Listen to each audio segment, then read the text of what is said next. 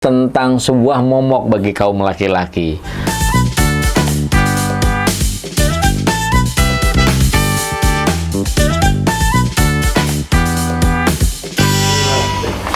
Assalamualaikum warahmatullahi wabarakatuh. Berjumpa kembali bersama saya Kang Fajar dalam acara Ngobras, ngobrol santai soal kesehatan. Kali ini kita akan membahas tentang sebuah momok bagi kaum laki-laki. Apa itu? Hernia, atau biasa kita sebut dengan istilah turun bro. Apa sebetulnya turun bro ini? Ya, turun bro ini merupakan kelainan ya, atau tekanan berlebih dari abdomen yang mengakibatkan usus terdorong keluar dan terjadilah benjolan. Jadi ketika misalnya di dalam tubuh kita ini, kita perlu pahami bahwasanya tubuh kita ini terdiri dari struktur susunan tulang-tulang, kemudian struktur organ-organ, dan organ-organ ini kalau tidak terikat ya oleh jaringan tisu, maka dia akan apa bahasanya, ngelunduk ya, terkumpul di satu tempat gitu. Nah, ini kan luar biasa. Tapi karena Allah ciptakan dalam bentuk sempurna, maka organ itu tersusun satu dengan yang lainnya dan terikat. Nah, di dalam kasus turun bro atau hernia ini, si usus ini tertekan posisinya, sehingga dia akan menekan, mencari celah terapuh dari abdomen itu sendiri, celah terlemah. Abdomen itu kan melindungi organ di dalam perut. Nah, dia dicari sama dia. Bisa keluarnya di mana? Di bagian depan perut, bisa di bagian samping, atau bahkan kalau kita lihat ada anak kecil ya, bayi-bayi yang disebutnya apa ya, pusarnya itu keluar gitu. Nah, itu salah satu juga ciri terjadi tekanan. Nah, paling parah kasus pada hernia ini terjadi tekanannya ke bawah ke arah selangkangan, karena rata-rata di area selangkangan ini area yang sangat lemah sehingga dapat didorong oleh usus dan keluar, maka terjadilah hernia. Kemudian apa yang mengakibatkan terjadi hernia? Yang pertama adalah angkat berat. Jadi orang yang sering angkat berat ya, itu akan mengakibatkan tekanan, apalagi posisi angkatnya yang salah.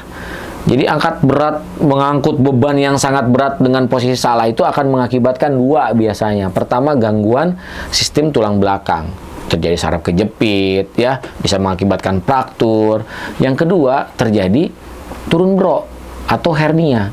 Karena ketika posisi kita mengangkat, maka kita akan mengedan, menahan napas, sehingga akan terjadi dorongan di abdomen dan mengakibatkan usus terdorong keluar. Kemudian apalagi? Obesitas.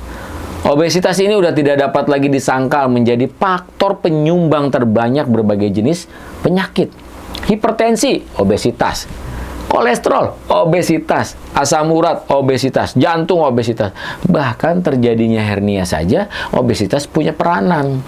Kenapa Kang kok bisa seperti itu? Ya karena terlalu banyak lemak sehingga akan menekan organ yang ada di dalam perut dan mengakibatkan terjadi hernia. Kemudian yang tidak kalah sering kita lupakan adalah olahraga dengan intensitas tinggi. Seperti apa? Sepak bola. Rata-rata pemain sepak bola itu mungkin dari 102 atau 3 menderita hernia. Karena di dalam sepak bola itu kan ritmenya cepat, intensitasnya tinggi. Nah, itu dapat mengakibatkan terjadi tekanan-tekanan. Nah, ada lagi mengedan berlebih. Maka kita perlu pahami ya, ini kadang-kadang kita salah juga. Kalau kita di toilet itu kita duduk, kenapa harus mengedan gitu? Sebetulnya usus kita ini kan usus polos ya. Dia ada ototnya. Otot peristaltik itu dia akan mendorong terus ya sampai feses itu bisa keluar. Ketika misalnya kita sedang buang air kemudian susah, berarti ada masalah. Bukan dari ototnya yang bermasalah, tapi dari apa? Dari sistem cerna kita. Mungkin makanan yang kita konsumsi ini seratnya sedikit sehingga lebih keras dan ototnya akan berat untuk bergerak. Nah, proses mengedan membantu buang air besar ini, nah itu juga bisa mengakibatkan terjadi hernia. Nah, itu perlu dipahami. Kemudian, apalagi, Kang, yang bisa mengakibatkan orang terjadi hernia? Kalau di anak-anak nih nangis.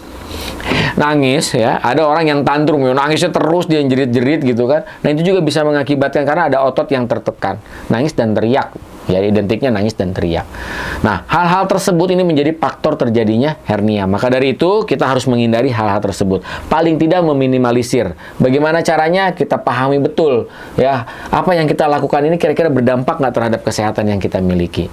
Kemudian, hernia juga dibagi jadi beberapa fase. Ada fase yang hanya menekan keluar, sehingga keluar benjolan. Ada fase yang dia keluar, ya, kemudian terjepit oleh lemak. Dan ada fase dia dia keluar sampai ke batas akhir gitu. Terjadi biasanya itu di selangkangan sampai besar gitu ya benjolannya. Nah, fase-fase tersebut juga berbeda cara penanggulangannya.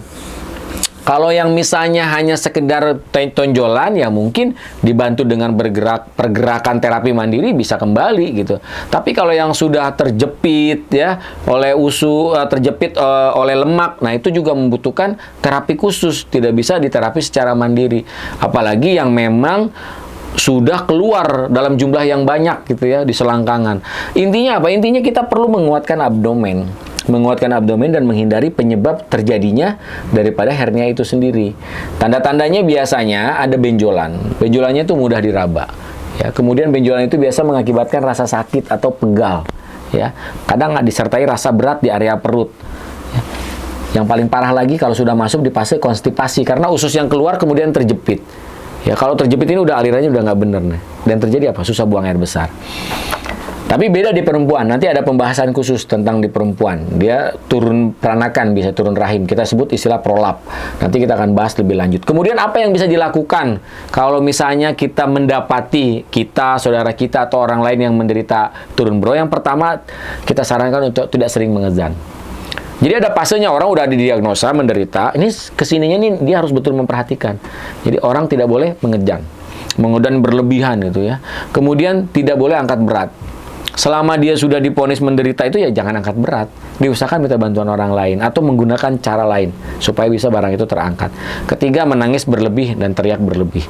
Jadi menangis berlebih dan teriak berlebih, memanggil orang dengan suara yang lantang itu mau tidak mau menggunakan otot perut. Nah, otot perut itu bisa menekan dan terjadi kembali turun bro itu sendiri.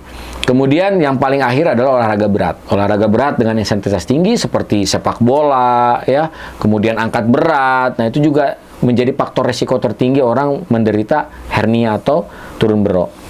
Herbalnya apa? Herbalnya yang pertama NutriClay. NutriClay ini fungsinya bisa membantu reposisi usus supaya dia kembali menjadi satu bagian di posisi yang semula.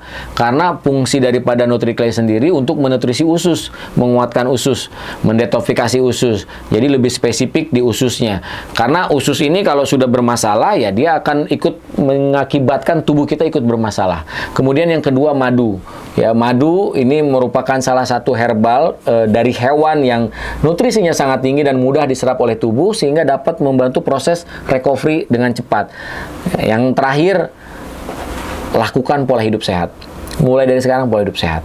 Mulai dari apa? Banyak melakukan aktivitas fisik yang terukur sehingga tidak menjadikan permasalahan berkelanjutan. Ya tadi seperti angkat berat, nah itu udah mulai tuh kita kurang-kurangin. Kemudian asupan makanannya yang bagus sehingga apa? Usus kita ini bisa dalam posisi yang sempurna. Ya, karena kerjanya usus itu untuk menyerap terakhir daripada nutrisi yang ada dalam tubuh kita, ya udah fungsinya seperti itu gitu. Kemudian